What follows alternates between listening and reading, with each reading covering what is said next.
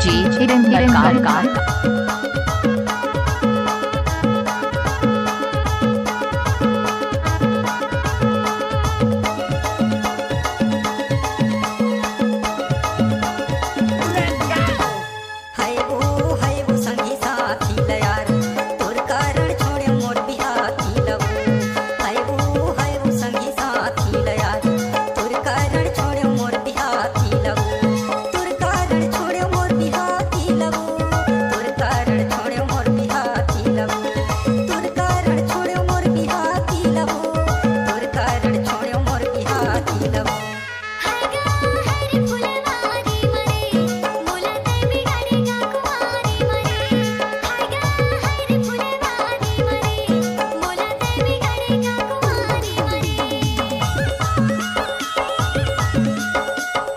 mix by DJ हिरन कार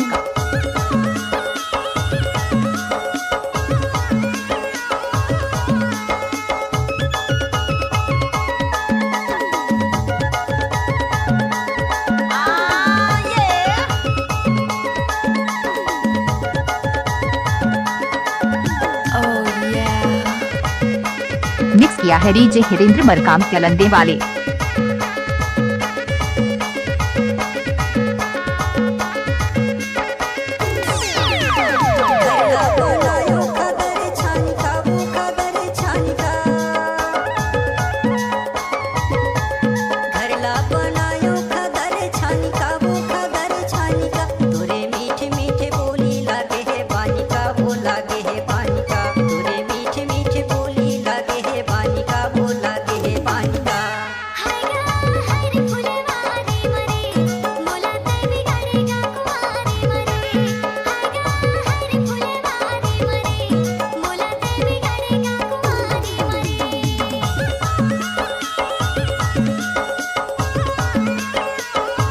DJ Hirendra Markam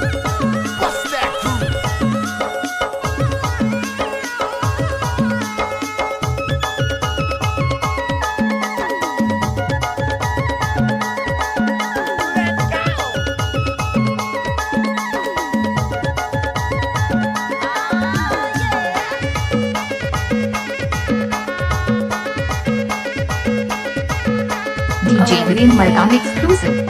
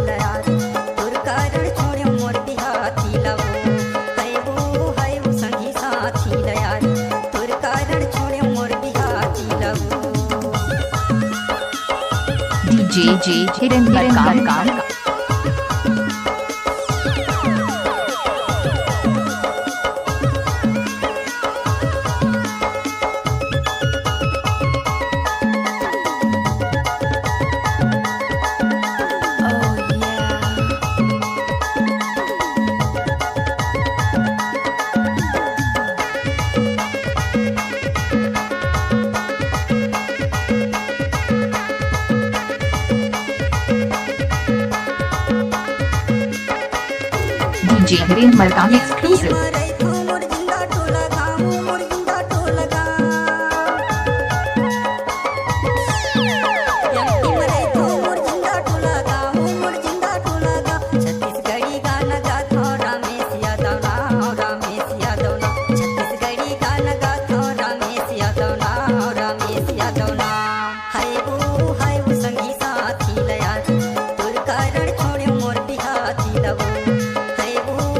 संगी साथी